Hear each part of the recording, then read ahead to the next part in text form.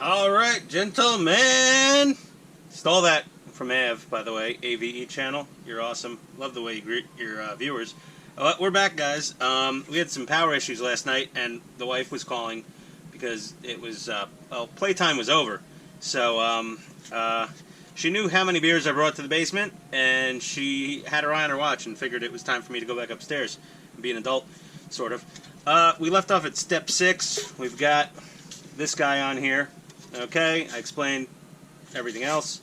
I'm going to put a link to previous build videos, maybe the unboxing video too. That was pretty funny, even though it did anger some people that I was being too rough on the parts. It's a tank, guys. I don't know. Okay. But we're here. We're at this part.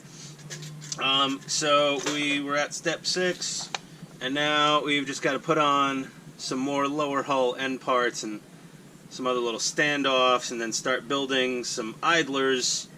So I'm going to get busy on this, and I will be back. Peace out. Hey boys, I'm back. Okay, so, I'm building this guy, and then I'm looking at the instructions, and there's a couple nuts, and they actually, you gotta hold the nuts with something. That always sounds weird. So I'm going in the bag of schmoo here, and I'm looking grease, and I'm like, okay, here's the stupid, here's the stupid little tiny wrench they give you. And then I say, what are all these little pins? What the hell? What are these for? What are these things? Oh, where am I? There you go. What are these? Whoa! Pins! Oh, I scratched my thumb today. Well, between the cats and the dogs. And, holy mother of God, we get some spare track links. Proper, cool, sweet stowage. I'm sure somewhere in the instructions. I didn't read them that thoroughly, but I'm really excited. Proper little spare track links with track pins. I don't know if it's for repairs.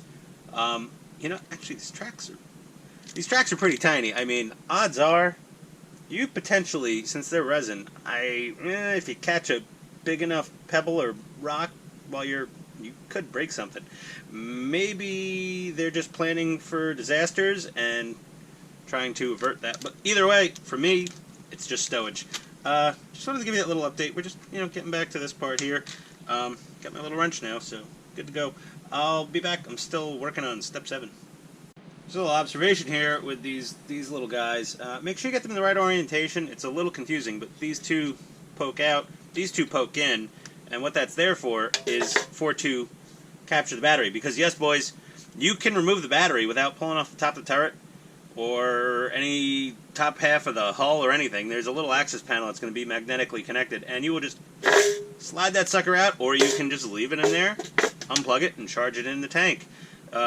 Wouldn't recommend it with a LiPo, unless you want some realistic tank takeout videos happening. That would be tragically awesome. Maybe we just do that to one of the $129 Amazon special Chinese tanks. No offense to anybody with Henlong. I have one. They can be made absolutely gorgeous to perform amazingly. I simply prefer building, or as they say in some of the circles, I prefer to roll my own as far as tanks go. There's some kits out there, but come on, no one wants to really build a Henlong from scratch, I guess. I don't know. You'll end up just throwing away half the parts, because that's what I did. I got a Henlong, and half the parts went in the trash, and the other half were from everybody else. But yeah, it's kind of cool. I like it. You can pull the battery out. Idler wheels. Okay, they're 100% plastic with no rubber tire. This could be a potential wear point for the hardcore dudes. For me, it won't really be an issue, obviously.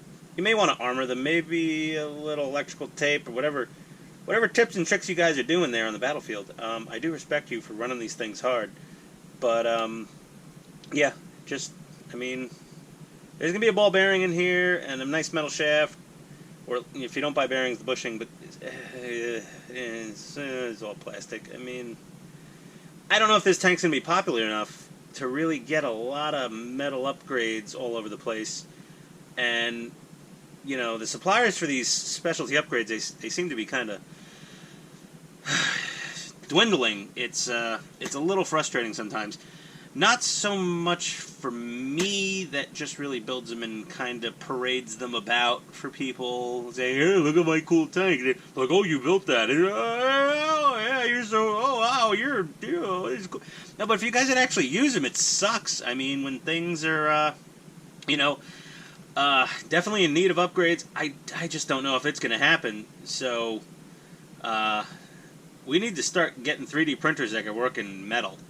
That's going to be the game changer. That's when you'll start seeing these things show up everywhere in shapeways and whatever else.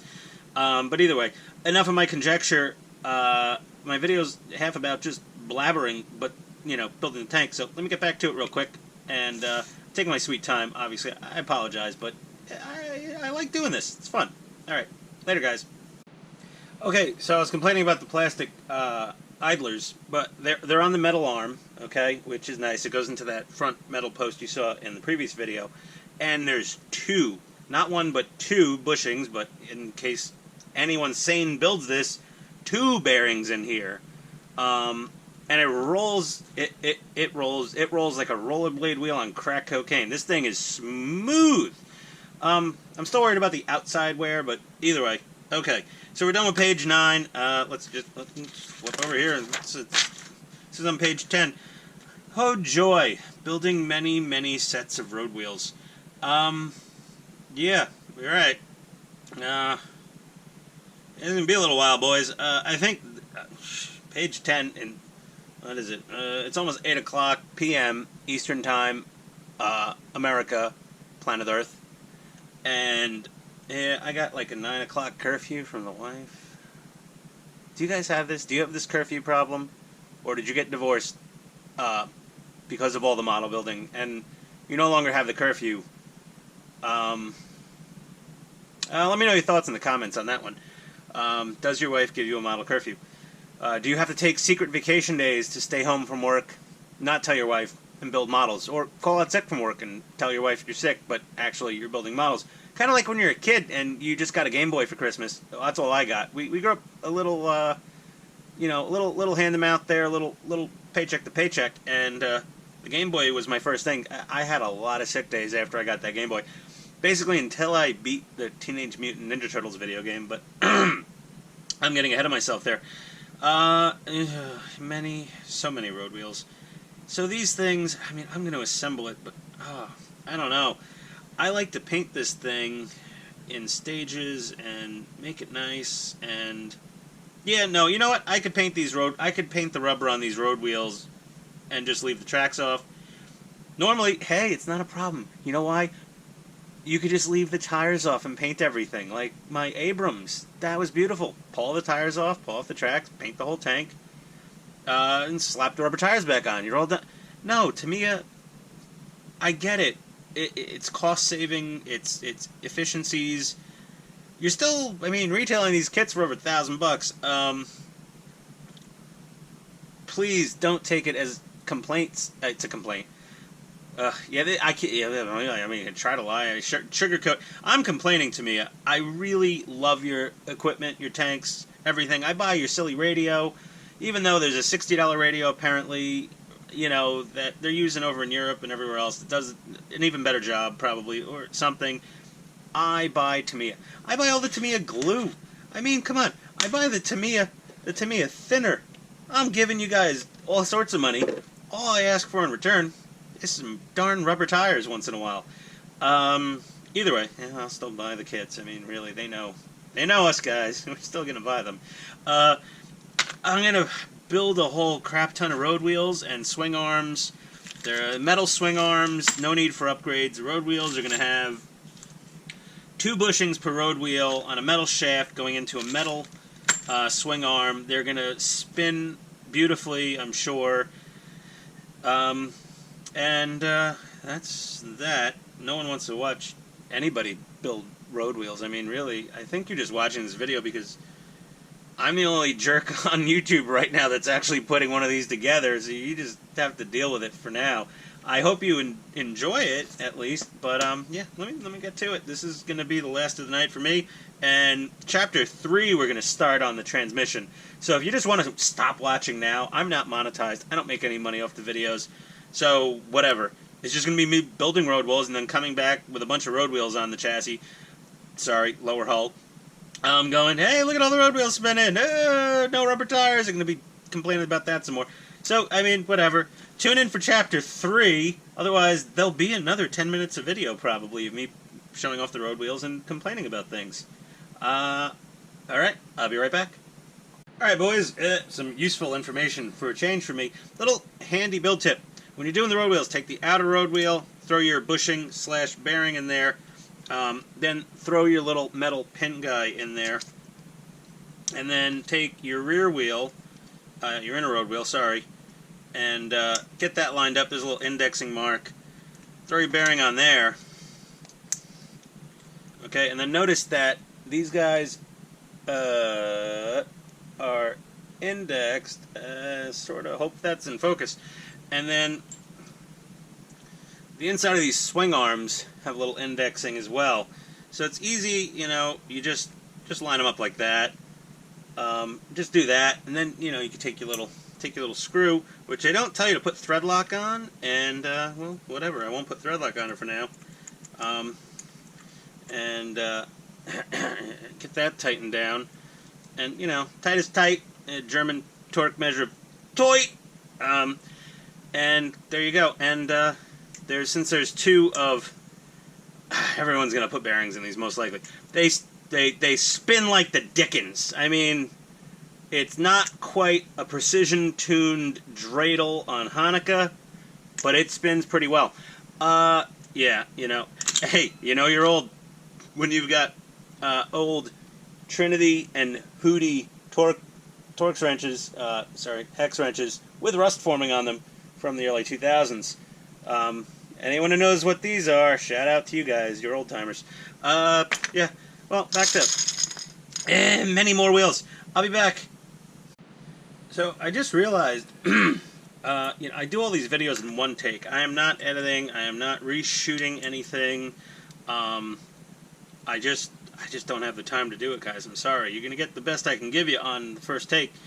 I don't edit anything.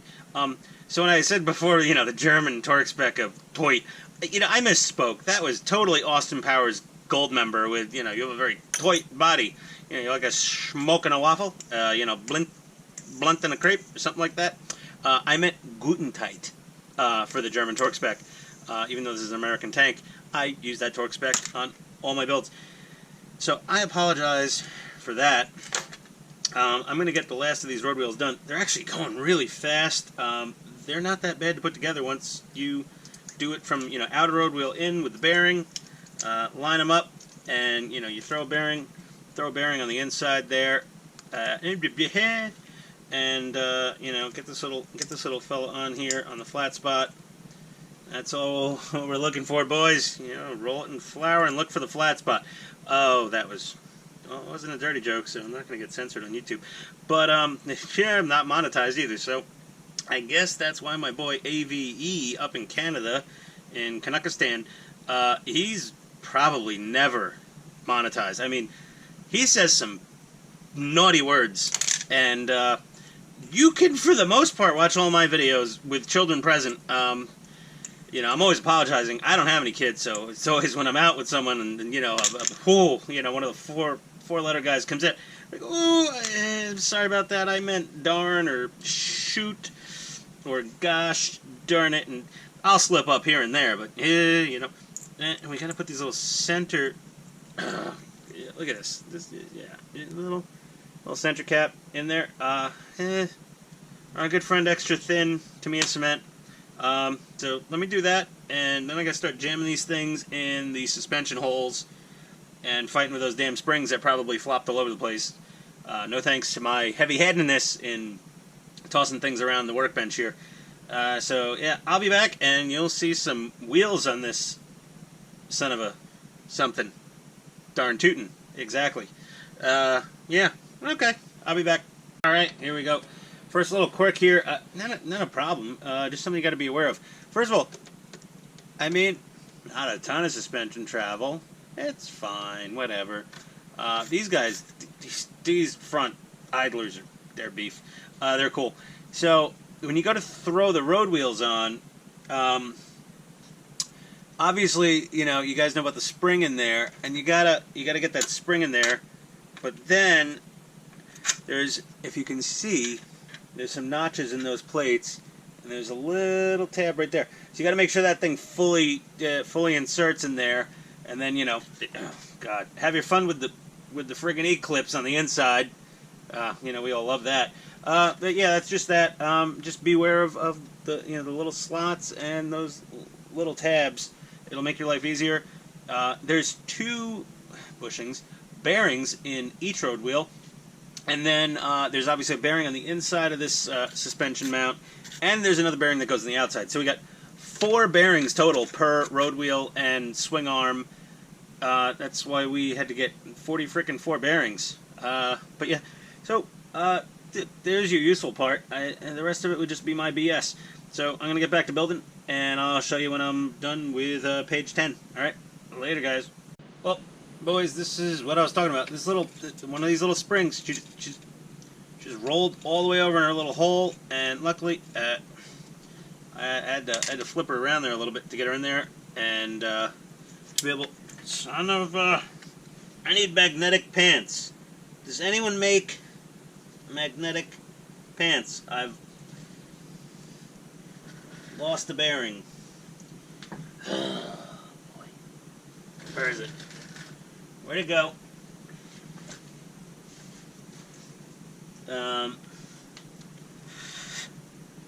Is it? You know what? I'll find it in a minute. I've got another bearing, and I'm sure I've got some 8x5 by 2.5s available. But yeah, you gotta fight with these little guys a little bit to get them to line up in there. And yep. You know, this always happens when I'm filming, but when I'm not, no, it happened when I wasn't filming. I'm lying through my damn teeth. I haven't had the easiest time getting these swing arms into the flipping holes. You gotta, there we go. Okay, she's in now, and then I lay her down on the road wheel, and then we're gonna take her E-clip and drive her home. And I'm gonna go hunt for that bearing I just dropped on the floor, which is an epoxy pebble finish. If you guys think finding brown parts in carpet is hard, try finding any parts on a multicolor pebble finish epoxy garage floor. Welcome to your new hell. Alright, I'll be back. Alright guys, so hey, guess what? This tank got one rubber sealed bearing. I dropped one of those 8x5 by 2.5s in my crotch area, and it is it's in the ether. I'll find it a month from now, I'm sure.